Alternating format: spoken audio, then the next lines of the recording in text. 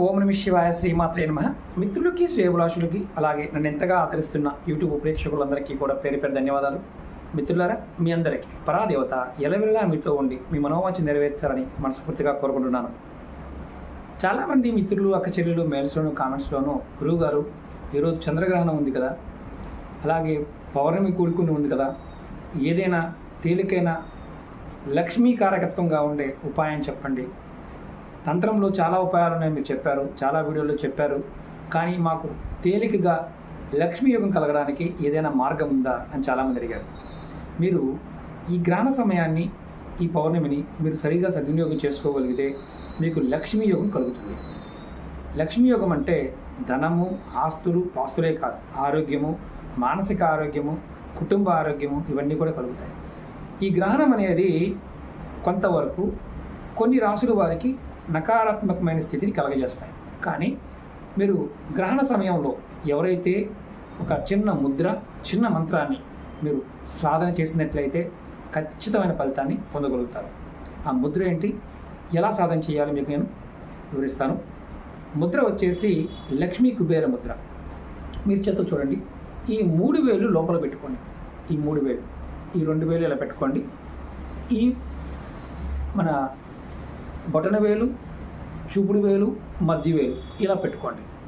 ఈ 2 చేతిలో కూడా, ఎడం చేతిలోను కుడి చేతిలో కూడా ఇలా పట్టుకొని మీరు ఏం చేస్తారంటే ఎక్కడైనా కూర్చొని, లేదా కుర్చీలో అయినా పర్వాలేదు, హాల్లో అయినా ఎక్కడైనా సరే, మంచం మీద కాకుండా కూర్చొని గ్రహణం పట్టుకున్న సమయంలో, గ్రహణం ఉన్న సమయంలో ఈ ముద్ర లక్ష్మీ కుబేర ముద్ర వేసి మీరు ఓం లక్ష్మీ కుబేరాయ నమః, ఓం లక్ష్మీ కుబేరాయ నమః అనే మంత్రాన్ని మనసులో జపం చేస్తూ ఉండండి. ఎప్పుడు నుండి రాత్రి 1 గంట నుండి 2:30 గంటల వరకు ఈ మంత్రాన్ని జపం చేస్తూ ఉండండి. మనసులో అనుకుంటుండండి, ఓం లక్ష్మీ కుబేరాయ నమః, ఓం లక్ష్మీ కుబేరాయ నమః. ఈ ముద్ర మీరు ఖచ్చితంగా వేసి ఉంచండి.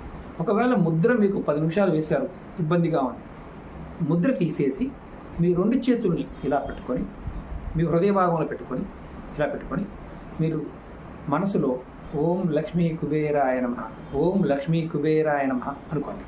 ఇలా మీరు ఈ సమయాన్ని లక్ష్మీ కుబేరాయ నమః మంత్రంతో కనుక పూర్తి చేస్తే ఈ సంవత్సరం మొత్తం, అంటే ఈ శరత్ పౌర్ణమి నుండి రాబోయే శరత్ పౌర్ణమి వరకు కూడా మీకు లక్ష్మీ యోగం అనేది కలుగుతుంది. అలాగే మానసికమైన శాంతి ఇలాంటివి కూడా తగ్గిపోతాయి. అంతకుముందు వీడియోలో కూడా ఉప్పుతో కూడా ఉపాయం చెప్పాను, దాన్ని కూడా ప్రయత్నించేయండి, చాలా తేలికైంది. అలాగే ఇంకొకటి ఏంటంటే రాబోయే ధనత్రయోదశి, దీపావళి, ఈ సమయాలకి మీరు ఇప్పుడు నుండి మొదలుపెట్టి ప్రతిరోజు కూడా సమయంలో, అంటే సాయంత్రం 6 గంటల నుండి 7:30 మధ్యలో మీరు ఈ మంత్రాన్ని ప్రతిరోజు సాధన చేసినా మీకు లక్ష్మీ యోగం కలుగుతుంది. అంటే ఇప్పుడు నుండి దీపావళి వరకు, అంటే దీపావళి రోజు స్పెషల్ పూజలు ఉంటాయి. అందులో ఈ సమయంలో, ఈరోజు ఇలాంటి సమయంలో తీసుకోవాల్సిన ఏదైనా తాంత్రిక పదార్థం ఏదైనా ఉంది అంటే అత్యంత శక్తివంతమైన తాంత్రిక పదార్థాల్లో మొట్టమొదటిది ఇంద్రజాలం, రెండవది నల్ల పసుపు, మూడవది గోమతి చక్రాలు. ఇవి ఖచ్చితంగా మనం ఈ సమయంలో తీసుకోవచ్చు.